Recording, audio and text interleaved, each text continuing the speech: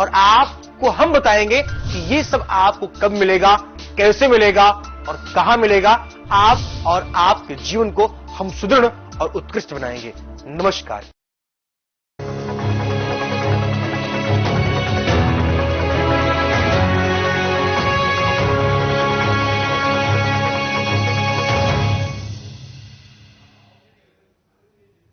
नमस्कार, स्वागत है आपका। आप देख रहे हैं मध्य प्रदेश छत्तीसगढ़। मैं हूं आपके साथ अनाया शर्मा।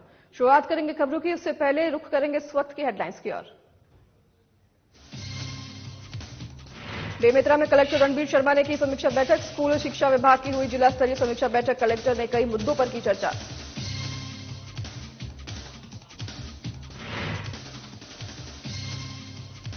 नारायणपुर कलेक्टर विपिन मांझी ने की डीएमएफ फंड की समीक्षा। निर्माण कार्यों की स्वीकृति राशि की हुई समीक्षा। विभागीय अधिकारियों को दिया आवश्यक निर्देश।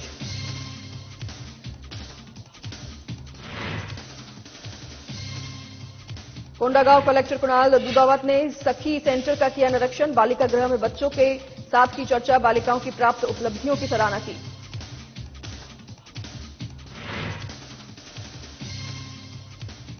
लखनऊ में कोयला चोरी की बड़ी शिकायतें। पुलिस ने 200 सदस्यीय पुलिस टीम का किया गठन। 20 व्यक्तियों को किया गिरफ्तार।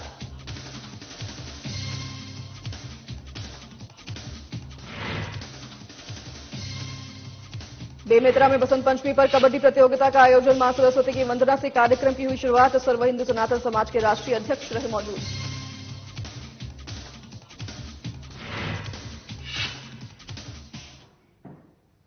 चलिए इसी के साथ शुरुआत करेंगे खबरों की विस्तार से।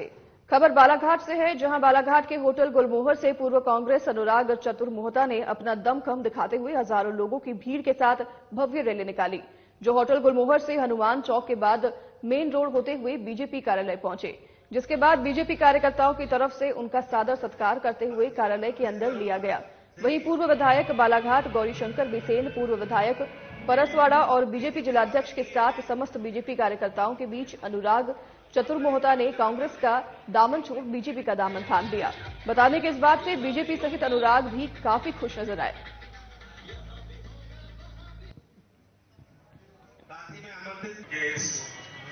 कार्यालय में उपस्थित परम श्रद्धेय जिला भाजपा के अध्यक्ष आदरणीय रामकिशोर नानू कावरे जी, मेरे पितातुल्य, जिनसे मैंने बचपन से द्रोणाचार्य और एकलव्य का रिश्ता निभाया है, मेरे आदरणीय, मेरे अग्रज, आदरणीय मेरे काका गौरीशंकर बिसेन जी, आदरणीय अभय सेठिया जी, आदरणीय रमेश अंगलानी जी एवं आदरणीय भारती दीदी, आदरणीय कैलाश अग्रवाल जी, साथ ही साथ सम्मानित सभी को अनुराग चतुर मोहता का शत वंदन, अभिनंदन। मैं बचपन से एक बात सोचता था, एक पुराना गाना है कि ताल मिले नदी के जल में, नदी मिले सागर में, और सागर मिले कौन से जल में कोई जाने ना। आज मुझे पता लग गया कि कहां जाके मिलना जरूरी है। आप लोगों ने मुझे और मेरे परिवार को मेरे साथ जो कंधे से कंधा मिलाकर लगभग 15 वर्षों से राजनीति कर रहे हैं, उनको अपने हृदय में स्थान दिया, उसके लिए हृदय से आपका आभार और कोटिश धन्यवाद। कलेक्टर रणबीर शर्मा ने कलेक्ट्रेट में दिशा सभाकक्ष के स्कूल शिक्षा विभाग अंतर्गत एमडीएम संचालन समिति, फीस निर्धारण समिति और आत्मानंद उत्कृष्ट विद्यालय संचालन समिति की बैठक की। बैठक में कलेक्टर ने शिक्षा विभाग के विभिन्न योजनाओं जैसे आरटीई, माध्यान्ह भोजन, छात्रवृत्ति, विद्यार्थियों की उपलब्धि स्तर और शिक्षकों की उपस्थिति, प्रधानमंत्री पोषण शक्ति निर्माण योजना समेत कई मुद्दों के संबंध में विस्तार से चर्चा की, जिसमें कलेक्टर ने मुख्य रूप से स्थानीय महिला सहायता समूह के ओर से संचालित योजनाओं में सुरक्षित किचन सह भंडार की उपलब्धता और शालाओं में पोषण वाटिका किचन गार्डन विकसित करने के संबंध में समीक्षा की। वहीं समीक्षा के दौरान कलेक्टर ने कहा कि जिन स्कूलों में किचन गार्डन नहीं है, वहां स्कूल के प्राचार्य से समन्वय बनाकर किचन गार्डन और सिंचाई की सुविधा उपलब्ध कराएं। वहीं इस अवसर पर विभागों के अधिकारी मुख्य रूप से उपस्थित रहे।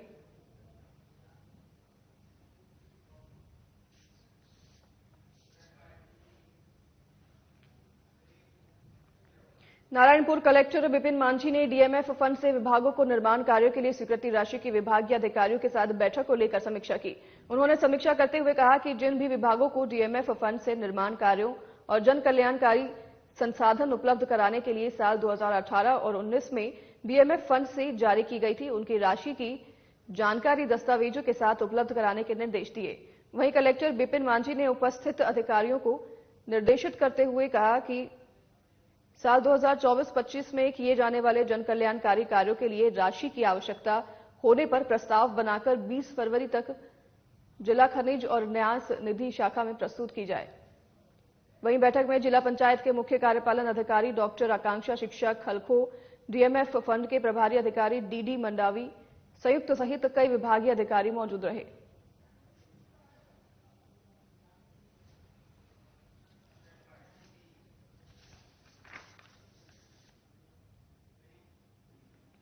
कोंडागांव सामाजिक प्रतिनिधियों के माध्यम से समुदाय में जागरूकता लाने के उद्देश्य से गुरुवार को एक दिवसीय कार्यशाला का आयोजन किया गया।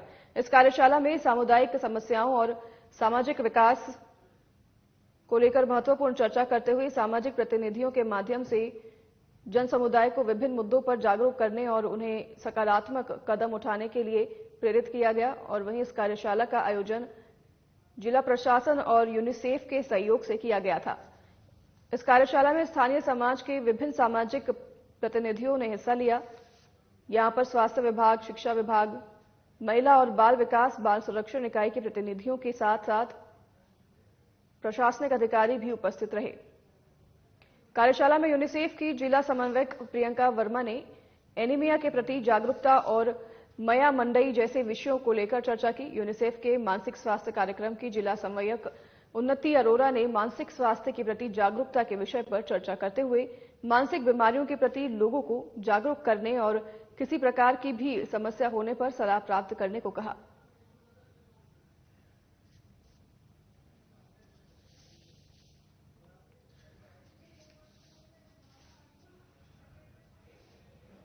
कोंडागांव कलेक्टर कुणाल दुधावत ने महिला और बाल विकास विभाग की ओर से संचालित विभिन्न संस्थाओं का निरीक्षण किया गया। इस दौरान सर्वप्रथम ये बाल कल्याण समिति की कार्यालय पहुंचे, जहां उन्होंने निरीक्षण करते हुए चाइल्ड लाइन के लिए नवीन कार्यालय स्थापना के लिए किए जा रहे कार्यों को भी देखा। साथ ही साथ उन्होंने बालिका गृह में रह रही बालिकाओं से चर्चा करते हुए उनकी दैनिक दिनचर्या, शिक्षा व्यवस्था, भोजन और खेल संबंधी व्यवस्थाओं के संबंध में जानकारी ली। वहीं कलेक्टर ने बालिका गृह में उत्तम व्यवस्थाओं के लिए तारीफ करते हुए बच्चों को जूडो और तीरंदाजी के साथ वॉलीबॉल, बैडमिंटन जैसे अन्य खेलों को भी खिलाने हेतु निर्देशित किया।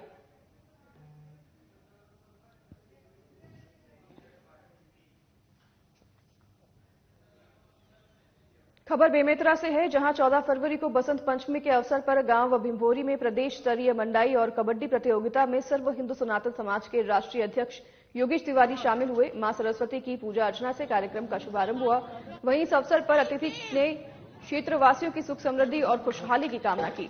साथ ही कार्यक्रम में पूर्व विधायक अवधेश चंदेल भी मौजूद रहे। वहीं किसान नेता ने उपस्थित ग्रामीणों को संबोधित करते हुए कहा कि मकई मेला के माध्यम से छत्तीसगढ़ की संस्कृति को सहेजना का काम हो रहा है और इससे गांव में भाईचारा और उत्सव का माहौल भी बनता है।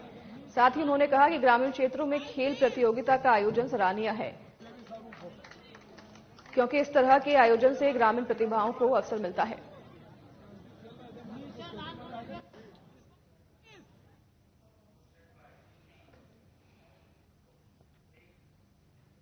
सीहोर में नर्मदा जयंती के अवसर पर जैत में आयोजित कार्यक्रम में पूर्व मुख्यमंत्री शिवराज सिंह चौहान शामिल हुए हैं।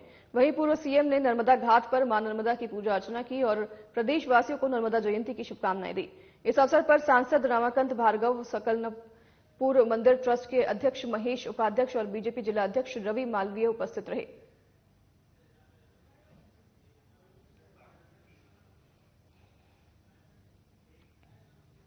भिंड में आंगनबाड़ी कार्यकर्ता और सहायिकाएं राष्ट्रव्यापी हड़ताल में सम्मिलित होकर रैली निकालते हुए कलेक्ट्रेट पहुंची, जहां उन्होंने आंगनबाड़ी कार्यकर्ताओं, सहायिकाओं को सरकारी कर्मचारी घोषित करने और सेवानिवृत्त होने के बाद पेंशन मिलने जैसी करीब 8 मांगों को लेकर राष्ट्रपति के नाम ज्ञापन सौंपा और कहा कि अगर उनकी मांगें पूरी नहीं होती है तो आगे और भी बड़े प्रदर्शन होंगे।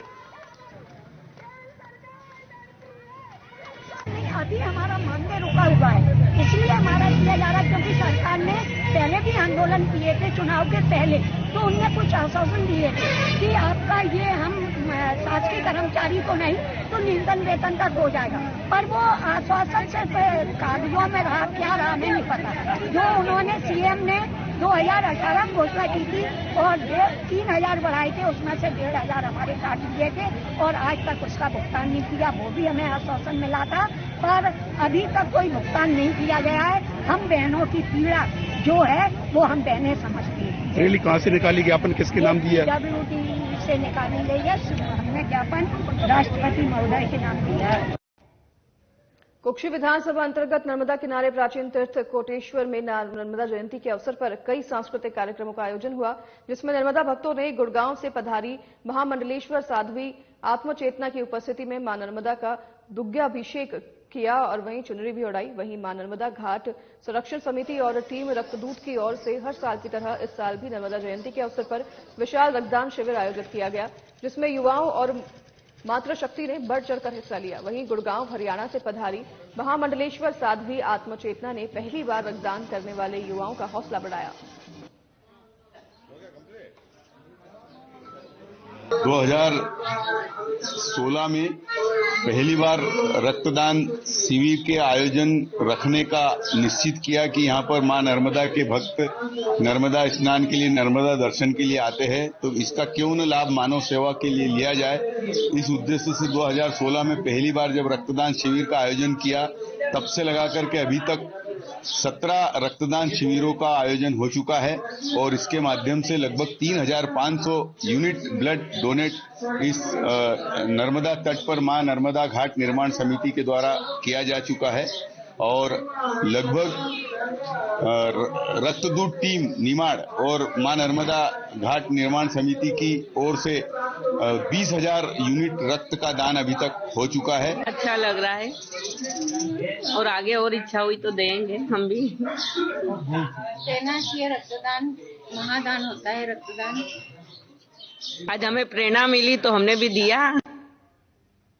भारत सरकार एवं कोल इंडिया की श्रमिक विरोधी नीतियों के विरुद्ध में एनसीएल जयंत परियोजना के श्रमिक संघ ने प्रदर्शन किया। साथ ही भारत सरकार एवं कोल इंडिया की श्रमिक विरोधी नीतियों के विरुद्ध में जमकर हल्ला बोला और देशव्यापी मांगों को दृष्टिगत रखते हुए 1 दिवसीय हड़ताल पर जाने का आह्वान किया। वहीं हाथ में मशाल लेकर नारेबाजी कर केंद्र सरकार के विरुद्ध प्रदर्शन किया गया।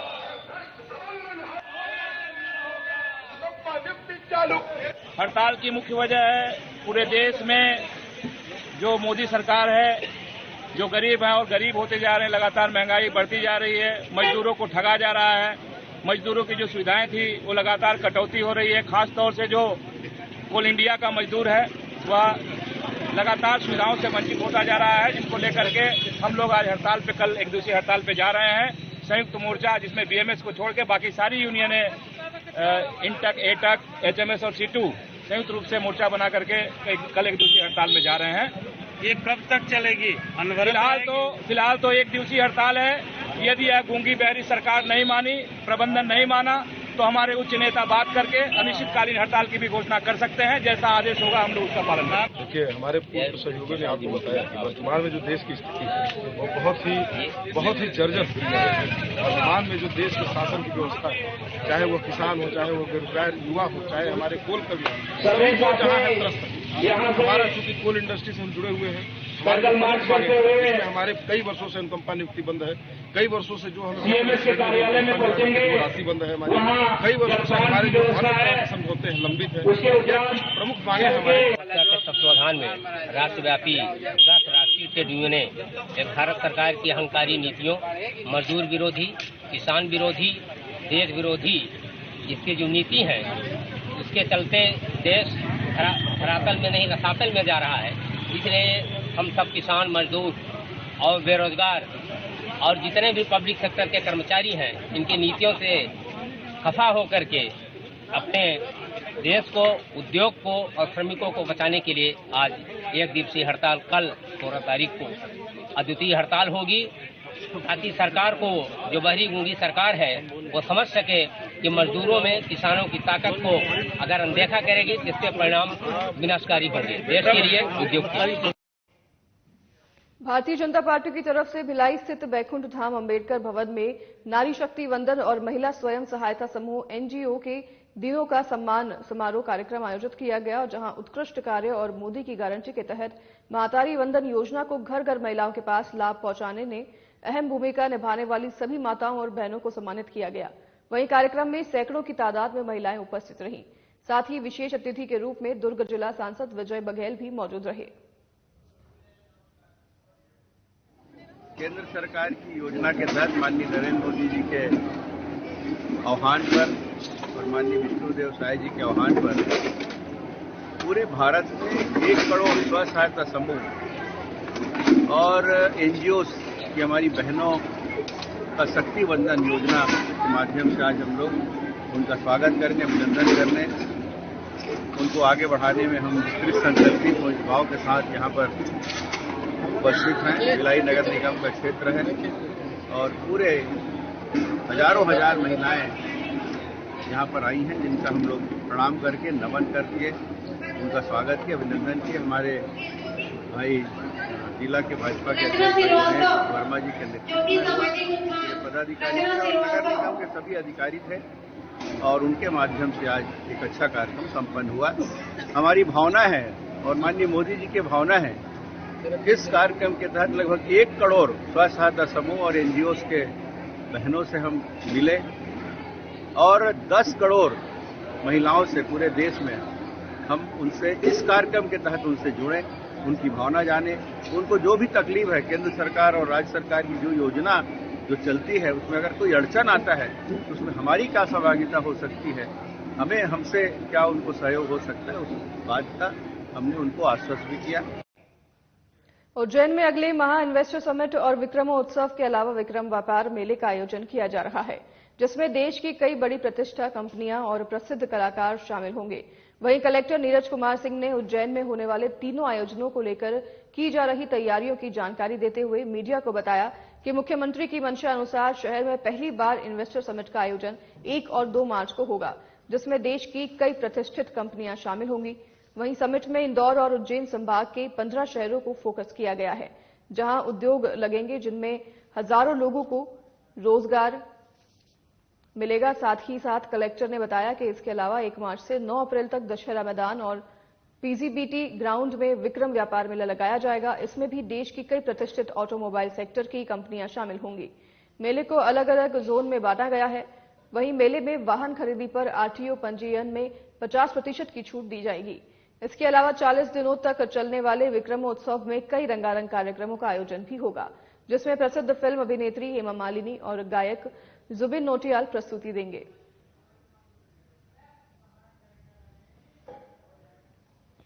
तीन इवेंट्स मुख्य रूप से आयोजित होने हैं 1 तारीख 1 मार्च से लेकर के 9 अप्रैल के बीच में, जिसमें कि इन्वेस्टर समिट 2 दिवसीय इवेंट होगा। बाकी 40 दिवसीय इवेंट विक्रमोत्सव और विक्रम व्यापार मेला रहेंगे। इसी की तैयारियों को लेकर के आज मीडिया ब्रीफिंग की गई थी और विभिन्न विषयों पर मीडिया को ब्रीफ किया गया है कि इन्वेस्टर समिट का क्या स्वरूप रहेगा, विक्रमोत्सव में कौन कौन से आर्टिस्ट आ सकते हैं, व्यापार मेला में कितनी ऑटोमोबाइल इंडस्ट्रीज आ रही हैं, इन सब पे ब्रीफिंग थी। सर, इन्वेस्टमेंट जो हो रही है उसमें कितना इन्वेस्ट होने की संभावना है, आप कितना? देखिए, अभी इस चीज पे हम लोग वर्कआउट कर रहे हैं, स्पेशली इंडस्ट्रीज डिपार्टमेंट वर्कआउट कर रहा है और कोशिश ये है कि हम लोग एमओयूज पे ना जाएं, बल्कि जो इंडस्ट्रीज को लैंड अलॉटमेंट किया जा सकता है, जिनको इंसेंटिव दिया जा सकता है, जिनका शुभारंभ किया जा सकता है, वो इस इन्वेस्टर मीट के दौरान किया जाए। कितने लोगों को रोजगार? देखिए, करीब 800 पार्टिसिपेंट्स इसमें रहेंगे। 800 पार्टिसिपेंट्स रहेंगे तो हमें उम्मीद है कि 100 के करीब इंडस्ट्रीज तो इसमें आएंगी ही। बालाघाट शहर के कमला नेहरू कैंपस में कृषि विभाग और बालाघाट कलेक्टर के अनुमोदन से अन्न मेला और प्रदर्शनी 2024 का आयोजन किया गया, जिसमें भारी संख्या में लोगों ने अपनी उपस्थिति दर्ज कराई। बता दें कि इस मेले को आयोजित करने का एकमात्र उद्देश्य जनमानस को कोदो, कुटकी, जवार, बाजरा, मक्का इत्यादि जैसे फसलों में बारे में जानकारी देते हुए इन्हें इनकी खेती के लिए प्रेरित करना था।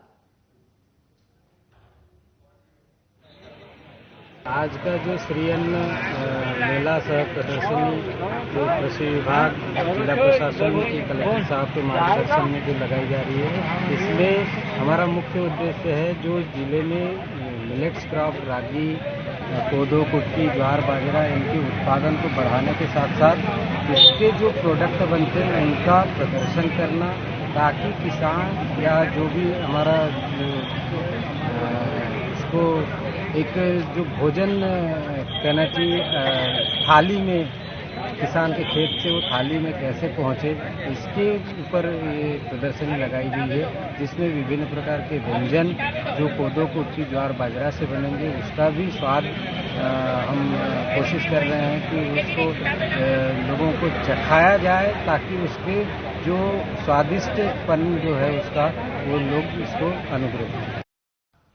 जनपद पंचायत बेहर की ग्राम पंचायत गुदमा के गांव भीमा में 32 बैगा परिवार रहते हैं। यहां सभी परिवार के पास व्यक्तिगत वन अधिकार पट्टा भूमि प्राप्त है, जिस पर समुदाय खेती और लघु वनोपज प्राप्त कर अपना जीवन चला रहे हैं। भूमि में पिछले साल अर्थ फोकस फाउंडेशन उद्यानिकी और नरेगा योजनाओं के तहत 16 परिवार के निजी भूमि में 9,500 पौधों का रोपण किया गया था। साथ ही पौधों के बीच परंपरागत फसल की खेती की जा रही है। पिछले साल अर्थ फोकस फाउंडेशन ने 32 एकड़ भूमि के लिए फेंसिंग तार प्रदान किए थे और अर्थ फोकस फाउंडेशन ने 84 एकड़ के लिए फेंसिंग तैयार प्रदान किए थे। लकड़ी का पोल किसानों के तरफ से लगाया गया था, लेकिन एक ही साल में दीमक से फेंसिंग खराब हो गई, जिसके मजबूत उपचारित बांस अथवा सीमेंट पोल की व्यवस्था कराने संबंधित ज्ञापन सीईओ जिला पंचायत बालाघाट को दी गई। वहीं सीईओ की ओर से नियमानुसार कार्रवाई किए जाने का आश्वासन दिया गया है।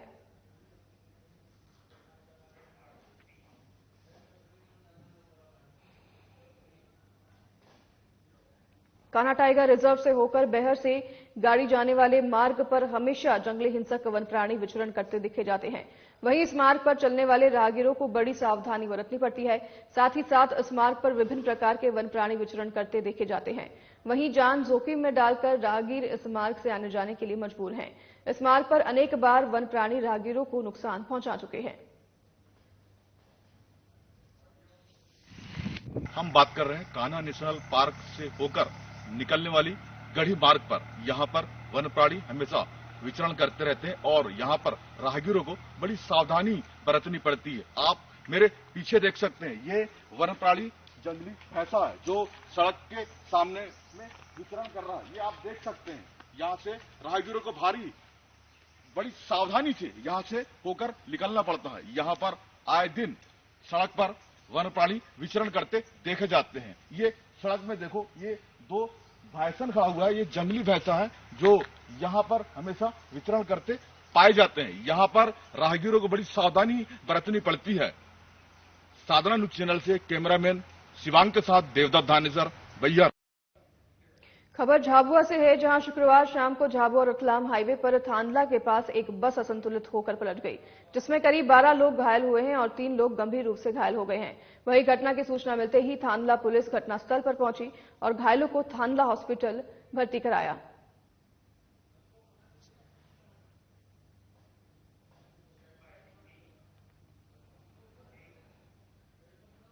झाबुआ जिले के परवलिया में जमीन विवाद को लेकर 2 पक्षों में खूनी संघर्ष हो गया, जिसमें एक युवक की घटनास्थल पर ही मौत हो गई। साथ ही पत्नी और मां गंभीर रूप से घायल हो गए। मिली जानकारी के अनुसार जो आरोपी हमला करने आए थे, वे आधा दर्जन से भी अधिक लोग धारदार हथियारों के साथ आए थे और खूनी संघर्ष के बाद मौके से फरार हो गए। फिलहाल आरोपियों की पुलिस तलाश कर रही है।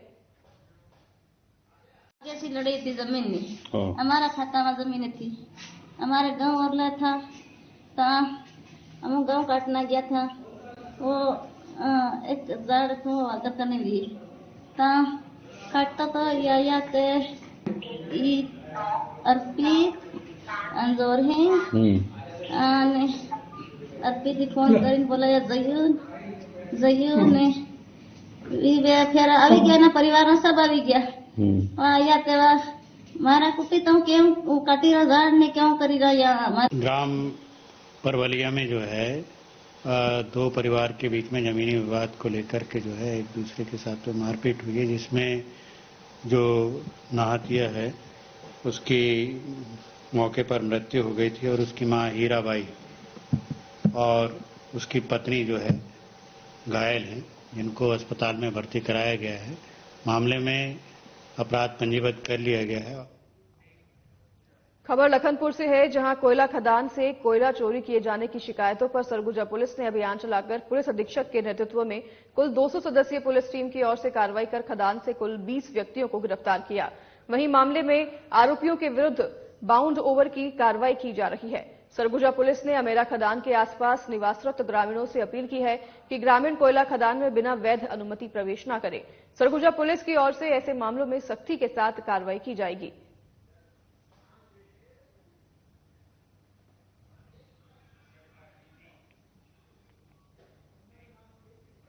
सरगुजा जिले के लखनपुर के अमेरा कोयला खदान से लगातार कोयला चोरी के मामले बढ़ते जा रहे हैं। वहीं शिकायतों पर सरगुजा पुलिस, खनिज और राजस्व विभाग की संयुक्त टीम की ओर से देर शाम अभियान चलाकर लखनपुर क्षेत्र अंतर्गत स्थित ईंट भट्टों में कार्रवाई की गई। वहीं कार्रवाई के दौरान ईंट भट्टे में भंडारित कोयले के संबंध में संचालकों से पूछताछ की गई।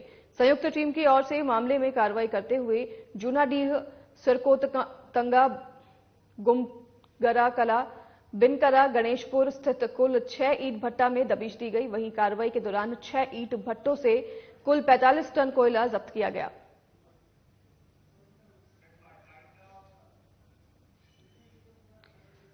तो फिलहाल इस बुलेटिन में हमारे साथ बस इतना ही। नमस्कार।